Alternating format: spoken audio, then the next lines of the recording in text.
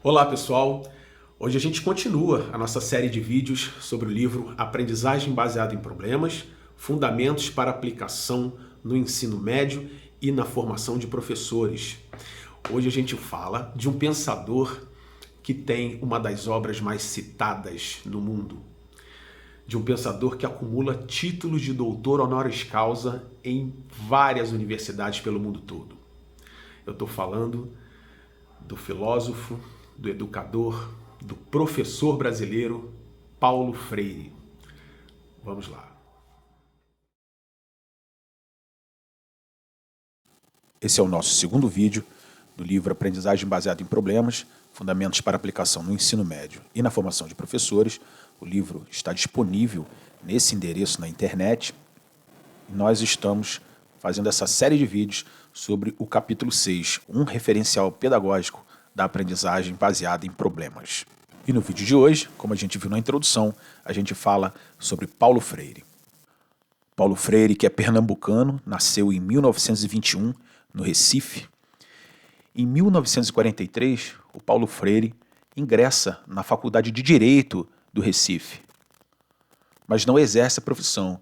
Como havia estudado também a filosofia da linguagem, ele passa a dar aula para jovens no ensino médio de língua portuguesa. E uma das passagens mais marcantes do Paulo Freire como professor foi quando ele criou um método de alfabetização, um método que alfabetizou 300 pessoas em pouco mais de um mês.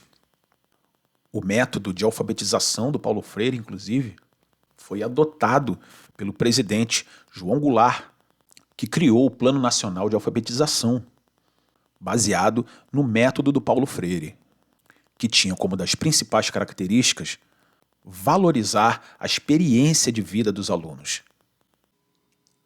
O Paulo Freire alfabetiza esses trabalhadores utilizando palavras ligadas ao seu cotidiano, à sua vivência diária. Após a deposição do presidente João Goulart do cargo, com o golpe militar de 1964, o programa de alfabetização foi encerrado. O educador Paulo Freire foi preso e, após 70 dias na prisão, foi exilado do país. Paulo Freire, que já era um educador extremamente conhecido no país, só voltaria ao Brasil em 1980.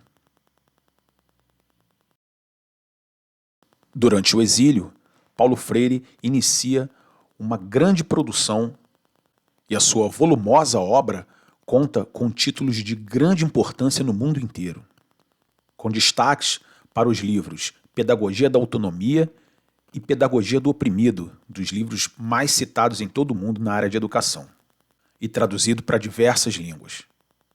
O professor Paulo Freire, que recebeu diversos títulos de doutor honoris causa dentre as universidades Cambridge, Oxford e Harvard, ainda teve uma importante vida pública no Brasil, exercendo algumas funções, dentre elas a Secretaria de Educação da cidade de São Paulo. E posteriormente foi declarado patrono da educação brasileira.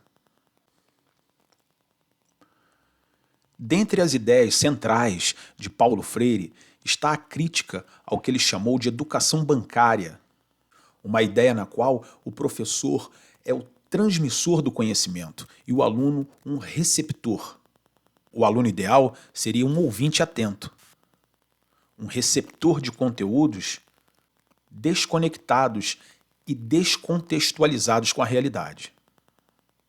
Como crítica a essa prática, o professor Paulo Freire diz que a tônica da educação é preponderantemente narrar, sempre narrar, ou seja, o professor transmitindo conhecimento e o aluno como receptor.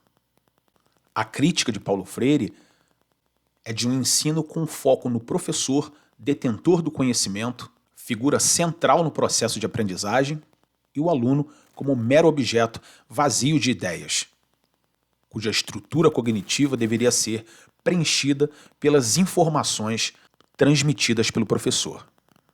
O professor sendo narrador e o aluno receptor da narrativa, sem manifestar ideias, o que Paulo Freire chama de cultura do silêncio. Essas concepções estão expressas na obra a qual nos referimos há pouco, chamada Pedagogia do Oprimido. Nesse livro, Paulo Freire descreve as características da educação bancária e da cultura do silêncio. Nessa perspectiva, o professor é o que sabe, os alunos os que não sabem, os que precisam das informações transmitidas pelo professor, como ouvintes passivos. O professor é o que pensa, os alunos os pensados. O professor é o que diz as palavras, os alunos os que ouvem. O professor é o que escolhe o conteúdo, os alunos se acomodam a ele.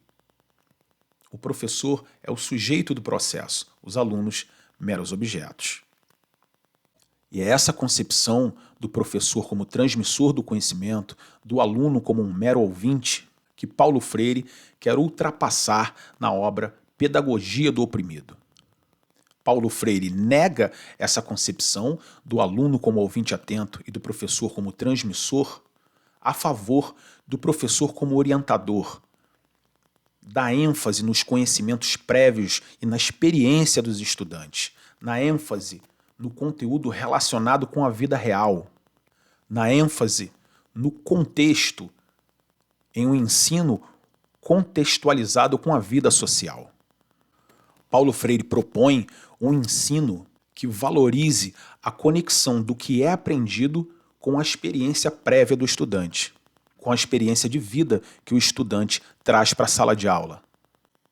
Desse modo, o que Paulo Freire chamou de educação bancária se opõe à concepção freiriana de ensino. Enquanto na educação bancária o professor detém o conhecimento, na concepção freiriana o professor funciona como um orientador. Na educação bancária, o aluno é um ouvinte atento. Na concepção freiriana, o aluno constrói o conhecimento ativamente. Na educação bancária, segundo Paulo Freire, os conteúdos são impostos e sem conexão com a realidade. E o Paulo Freire propõe um ensino onde os conteúdos sejam relacionados com a realidade e contextualizados. Ao passo que na educação bancária é valorizada a memorização, na concepção freiriana são valorizados os conhecimentos prévios do estudante. Para Paulo Freire, essa imposição de conteúdos descontextualizados e a ênfase na memorização cobradas em provas e outros exames de avaliação causa nos estudantes o que ele chamou de medo do fracasso. E nessa esteira do medo do fracasso vem a desmotivação e, consequentemente, alunos e professores impacientes. Os alunos se deparam com conteúdos que não têm articulação com a sua vida, com a sua realidade, com o seu arcabouço cognitivo e não se sentem estimulados a aprender.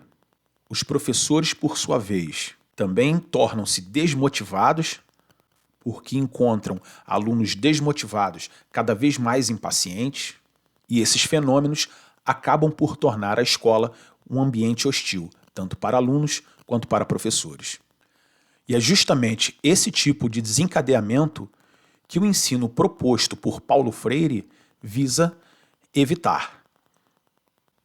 Tendo em mente um ensino inclusivo que valorize os conhecimentos prévios e as experiências dos estudantes, o ensino pensado por Paulo Freire traz questões importantes, assim como em Dewey, a questão da democracia, por exemplo.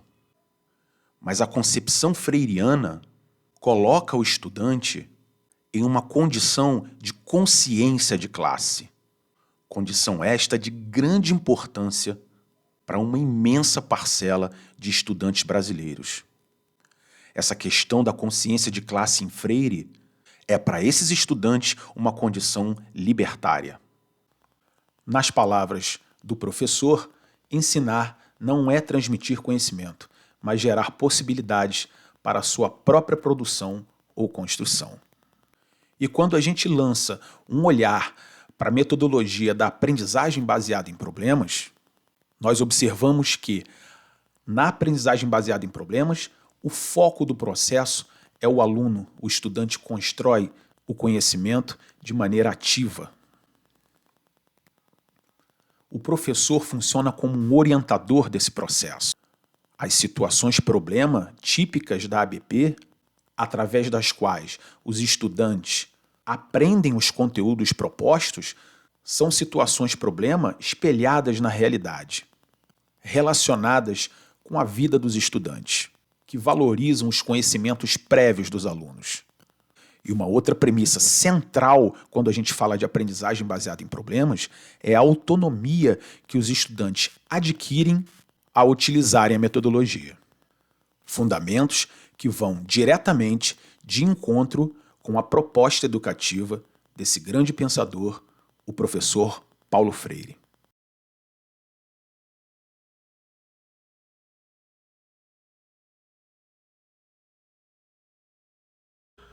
Paulo Freire é um dos pensadores em educação mais respeitados no mundo. Como você deve ter percebido, existem muitos pontos em comum no pensamento do Paulo Freire e nos fundamentos da aprendizagem baseada em problemas. Esse viés social e libertário é de grande importância, principalmente quando a gente pensa na realidade dos estudantes brasileiros. Obrigado a todos que assistiram até aqui e até a próxima.